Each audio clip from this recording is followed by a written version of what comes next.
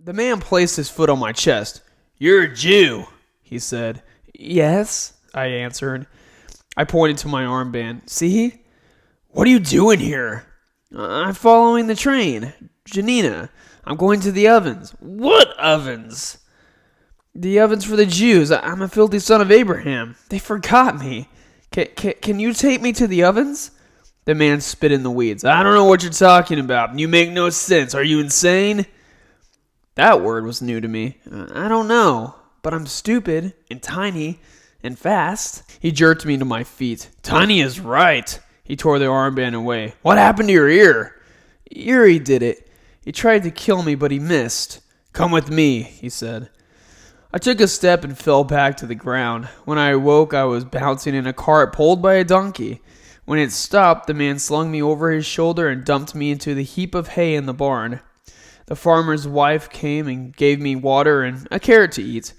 With water and rags, she cleaned my wounded ear. Then she tied a rag around my head that covered the ear and one eye. "Do you know Yuri?" I said. She tied another rag around my crusty arm. "Did you see Janina?" She touched my forehead. "You're burning and you stink." The farmer's wife put me in a wooden tub and scrubbed me until I screamed. She brought me clothes. She burned my old ones with the shoe in the pocket. The wife came every day and cleaned my ear and my arm and felt my forehead and gave me water and carrots and boiled turnips. I slept in the hay and played with mice in the barn. One was my favorite. I shared my turnips with it. I called it Janina. I taught it to run up my arm and stand on my head. Then a cat ate it. One day I awoke and the ringing was gone. I walked out of the barn through the fields until I came to the tracks. A spot of white caught my eye. The armband, snagged on a thorn bush. I stuffed it into my pocket. I had been walking the tracks for a long time when the farmer stopped me. "Where are you going?" he said. "To the ovens." The farmer knocked me down with a swat of his hand, and I was back in the donkey cart with a rope around my neck. I was tied to a stable post in the barn. I remembered Yuri's story of my beginnings, of becoming a slave to farmers. Maybe the story wasn't made up after all. Maybe I was catching up with my life. After some days, the farmer's wife came to the barn and said, "You must not run away. There is a new law. All children must work on the farms." "Then to the ovens?" I said. "Yes," she said, "then." Chapter 43. I slept in the barn, ate in the barn, worked in the barn. When I wasn't working in the barn, I worked the fields. I hauled rocks to the donkey cart. I picked bugs from the vegetables when I wasn't picking them for myself. I learned to milk a cow. One day, the cow kicked me. I told her what happened to the cow in the ghetto.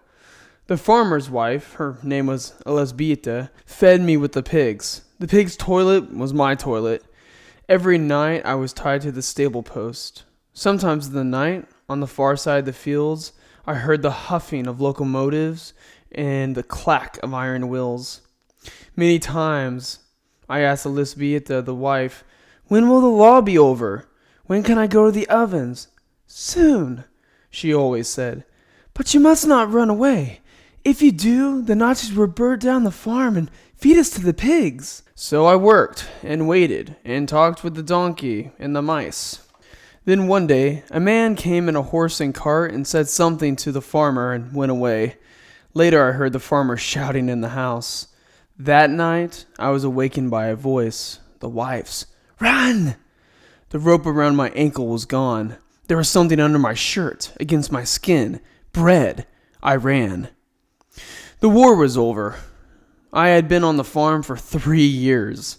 I was back to walking the tracks. This time I had company. Thousands were trudging the tracks, the roads, the fields. No jackboots guarded them. There were carnivals, markets. They sprang up in fields along the railway and were gone the next day. People sold things. Shoes, cigarette lighter, apples. Anything for money. Anything for food. I saw a tent made from bed sheets. A man was calling, come in, see her Hitler, come right in, only 50 zlotys. I did not even have 1 zloty. I waited until somebody was paying and slid under the bed sheet. Lying on the ground was a skeleton. Its bony feet had been stuffed into long black boots. A steel helmet swallowed half a grinning skull. Another man called, "10 zlotys, you won't believe your eyes!" There was no tint, only a handkerchief. A customer paid.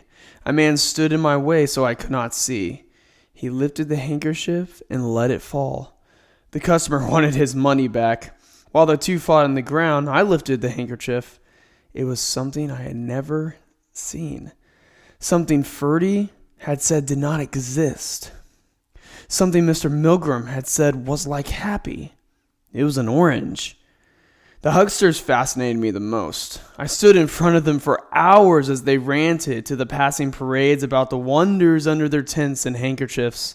They never stopped. They never ran out of words. When I lay down in the weeds or barn at night, I whispered into the dark, "Come and look. You won't believe your eyes." I dreamed of bodiless jackboots tramping the earth. I dreamed of burning cows. I dreamed the stone angel looked down at me and said, "I am nobody."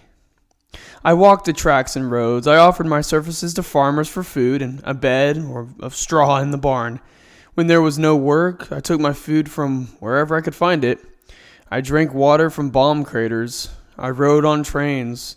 So did many others. I rode on boxcars and cinder cars and tankers. I rode 1,000 trains. None ever took me to Janina or to the Candy Mountain. Somewhere along the way I heard the story of Hansel and Gretel, and I knew that the end was not true, that the witch did not die in the oven. One day I found myself back in the city of Warsaw. The bomb craters were gone. There was still rubble. Trucks and carts were hauling it away. I thought I heard a machine gun. I ducked into a doorway. It was a jackhammer. I saw people slumped in alleyways, but they were not covered in newspaper. They were sleeping for real. I found the ghetto. The wall was gone. I walked right in. I looked for Nitska Street. Couldn't find it. I could not find our house, or the orphan's house, or Oleg hanging, or the rug we slept under, or there was rubble, and there was nothing. Even the flies were gone. On the trains I had heard about the revolt. Until then, I had thought I was the last one out of the ghetto. I did not know 40,000 people were still there. The following spring, as I hauled the farmers' rocks, the Jews turned on the jackboots with stolen guns and bottle bombs. But the jackboots were too many, with their tanks and flamethrowers, and the revolt was over by May, and the people were herded to the last of the trains, and the ghetto was no more. Standing in the silent dust, I understood at last what Yuri had done and what he had saved me from. I understood that the Yuri I knew, the real Yuri, was not the one the Nazis knew. I smiled to think of him on the last day, once again in his own clothes, shaking his fist at the oncoming takes. His red hair flaring, invisible no more, calling all the world's attention to himself. After I walked out of the ghetto that was no longer there, I wandered the streets of the city. I stole my food. One day, in the crowd on the sidewalk, I caught a whiff of mint. I stopped, looked about, ran back the other way.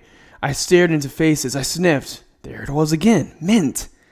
A man's mouth was working, a fleck of green on his lip. A grizzly, bony man. White whiskers, sunken eyes, ragged clothes, bare feet so dirty, I thought at first he wore shoes or socks. No club, no fat belly. I planted myself in front of him. He stopped. "Fat man?" His head didn't move. His eyes sagged down to me. I tugged on his rags. "Fat man!" His eyes were dead. "Fat man, it's me, Misha.